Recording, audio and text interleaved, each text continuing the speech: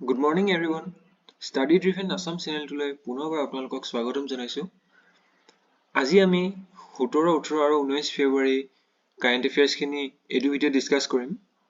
যিহেতু কিছু সময় অভাৱৰ কাৰণে মই আপোনালোকক যোৱা 3 দিনৰ কাৰেণ্ট এফেয়াৰ্ছৰ ভিডিঅ' এভেইলেবল কৰিব পৰা নাছিলো। যদিও আমি এইটো ভিডিঅ'ত আমি যোৱা 3 দিনৰ কাৰেণ্ট এফেয়াৰ্ছখিনি একেটা ভিডিঅ'তে ডিছকাছ কৰিম। আৰু শনিবাৰ আৰু দেওবাৰ দিনটোত আমাৰ এক্সাম পইণ্ট অফ ভিউৰ পৰা গুৰুত্বপূৰ্ণ কাৰেণ্ট এফেয়াৰ্ছ খুব কমেই অহা দেখা যায় নিউজ পেপাৰত। যদিও তাৰ পৰা আমি গোটেইখিনি ইম্পৰ্টেণ্ট কাৰেণ্ট এফেয়াৰ্ছ এইটো ভিডিঅ'ত আমি একেলগে ডিছকাছ কৰিম। গতিকে পলম নকৰি আমি ভিডিঅ'টি ষ্টাৰ্ট কৰোঁ আহক।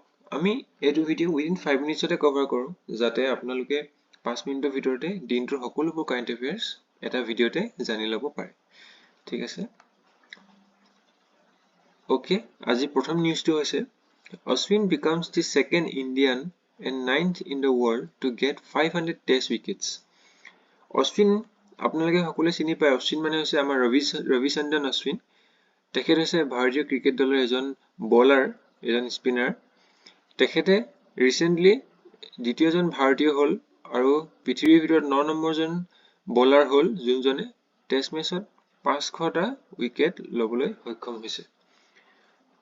ইয়াৰে আগত অশ্বিনৰ আগত অনিল কুম্বলে বুলি ভাৰতীয় এজন বলাৰে 500টা উইকেট দখল কৰিছে। তেখেত বাৰু এতিয়া ৰিটায়াৰ হ'ল। মনত ৰাখিব, স্পৰ্টছৰ নিউজ আমাৰ কম্পিটিটিভ এক্সামত খুবেই অহা দেখা যায়। গতিকে ৰিচেণ্টলি এইটো এটা খুব ইম্পৰ্টেণ্ট নিউজ হৈ পৰিছে। ইয়াৰ পিছত Urdu poet Gulzar and Sanskrit scholar Rambhadracharya get Jnanpith award. Recently কি কৰা হ'ল, জ্ঞানপীঠ এৱাৰ্ড ঘোষণা কৰা হ'ল আৰু তাত উৰ্দু ভাষাত লিখা এজন কবি গুলজাৰ তেখেতৰ নাম আৰু সংস্কৃতৰ এজন স্কলাৰ তেখেতৰ নাম হৈছে ৰামভদ্ৰাচাৰ্য।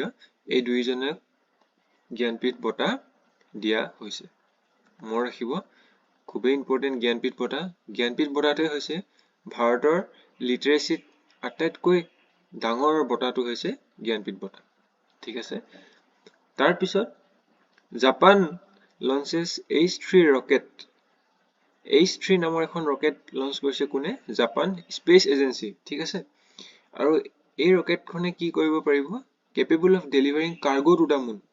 মানে চন্দ্ৰলৈ বস্তু বাহিনী কঢ়িয়াব পৰাকে কেপেবল এখন ৰকেট জাপানে লঞ্চ কৰিছে আৰু সেইখনৰ নাম হৈছে H3। মনত ৰাখিব। নেক্সট আমি কথা পাতিম এছিয়াৰ ভিতৰত আটাইতকৈ ডাঙৰ ট্ৰাইবেল ফেষ্টিভেলটোনো কি? ৰিচেণ্টলি এইটো পাতি যোৱা হৈছে, সেই গতিকে এই নিউজটো নিউজ পেপাৰত আহিছে। এছিয়াৰ ভিতৰত আটাইতকৈ ডাঙৰ ট্ৰাইবেল ফেষ্টিভেলটো হৈছে মাদাৰাম জাতাৰা। মষ্ট ইম্পৰ্টেণ্ট হয়, এইটো মনত ৰাখিব। এই মাদাৰাম জাতাৰা ফেষ্টিভেলটো ক'ত পতা হয়? ছেকুণ্ডাৰাবাদ। ছেকুণ্ডাৰাবাদ ক'ত আছে? ছেকুণ্ডাৰাবাদখন হায়দৰাবাদতো পৰে আৰু তেলেংগানাতো পৰে। ঠিক আছে, মনত ৰাখিব। সুধিব পাৰে আপোনালোকক যে এছিয়াৰ ভিতৰত আটাইতকৈ ডাঙৰ ট্ৰাইবেল ফেষ্টিভেলটোনো কি? ঠিক আছে। তাৰপিছত আৰু এটা স্পৰ্টছৰ নিউজ আছে। ৰিচেণ্টলি ইণ্ডিয়া আৰু ইংলেণ্ডৰ টেষ্ট মেচ চলি আছে। তাত কি কৰিলে আমাৰ ইণ্ডিয়ান বেটছমেন য়শস্বী জয়সৱালে কি কৰিলে? কনজিকিউটিভ ডাবল চেঞ্চুৰী কৰিলে। কনজিকিউটিভ মানে এটাৰ পিছত আনটো দুটা ডাবল চেঞ্চুৰী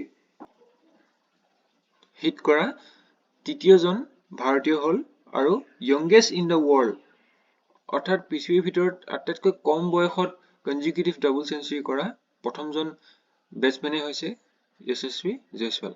আৰু ইয়াৰে আগত বিৰাট কোহলিয়ে কৰিছে আৰু বিনোদ কুম্বলে বুলি এজনে আমাৰ বিনোদ কুম্বলে, তেখেত হৈছে ৰিটায়াৰ্ড ইণ্ডিয়ান বেটছমেন। তেখেতে কনজিকিউটিভ ডাবল চেঞ্চুৰী কৰিছিলে। মনত ৰাখিব। এই 17, 18 আৰু 19 ফেব্ৰুৱাৰী যিমানখিনি গুৰুত্বপূৰ্ণ কাৰেণ্ট এফেয়াৰ্ছ এইখিনিয়ে আছিলে, যোনখিনি আমাৰ এক্সাম পইণ্ট অফ ভিউৰ পৰা খুবেই ইম্পৰ্টেণ্ট হয়। মই আশা কৰিছোঁ আপোনালোকে আজিৰ ভিডিঅ'টো ভাল পালে। যদি ভিডিঅ'টো ভাল পালে তেনেহ'লে নিজৰ ফ্ৰেণ্ড চাৰ্কুলৰ মাজত শ্বেয়াৰ কৰিব, যাতে সকলোৱে যাতে এই ভিডিঅ'টোৰ পৰা উপকৃত হ'ব পাৰে। বাকী আপোনালোকে প্লেলিষ্টত গৈ পেলাই আমাৰ বাকীখিনি ভিডিঅ'ছ এবাৰ নিশ্চয় চেক আউট কৰিব আমি এপেক্স বেংক আসাম জিকে আৰু কাৰেণ্ট এফেয়াৰ্ছৰ ডেইলি ভিডিঅ' আপলোড কৰোঁ গতিকে আপোনালোকে সেইখিনি ভিডিঅ' এবাৰ চেক কৰি চাব ঠিক আছে পুনৰ এটা ভিডিঅ'ত নিশ্চয় লগ পাম তেন্তে থেংক ইউ